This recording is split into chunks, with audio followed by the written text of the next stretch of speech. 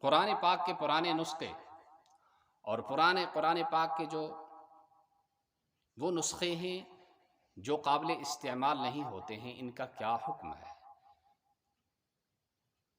حافظ اشفاق احمد خان ہندوارہ کشمیر سے سوال کر رہے ہیں۔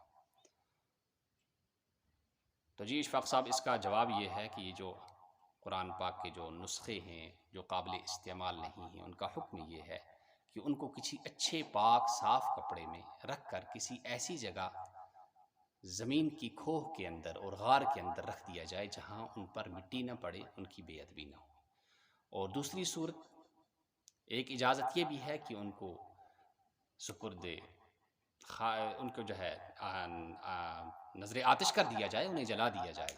تو ان کو جلانا جو ہے، لیکن یہ جلانا جو ہے اس میں ذرا بے ادبی ہے، اس لیے بہتر یہ نہیں ہے، بہتر وہی صورت ہے۔ اور اگر جلانے ہی میں مجبوری ہو، اس کے بغیر کوئی چارہ نہ ہو، جگہ نہ ہو، تو پھر ان کو پہلے دھونا چاہیے، ان اوراق کو اتنا دھونا چاہیے کہ ان کی جو سیاہی ہے وہ صاف ہو جائے، اس کے بعد ان کو جلانا چاہیے۔ تو سب سے بہتر صورت یہ ہے کہ ایک غار بنا کر اس کے اوپر سے بالکل ایسا اس کا انتظام کیا جائے کہ وہاں مٹی نہ پڑے اور ان کی بے ادبی نہ ہو۔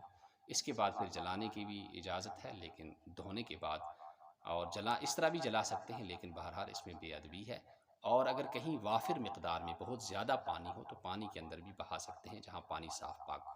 اللہ تعالیٰ عمل کرنے کی توفیق نصیب فرمائے۔ والسلام علیکم ورحمۃ اللہ وبرکاتہ۔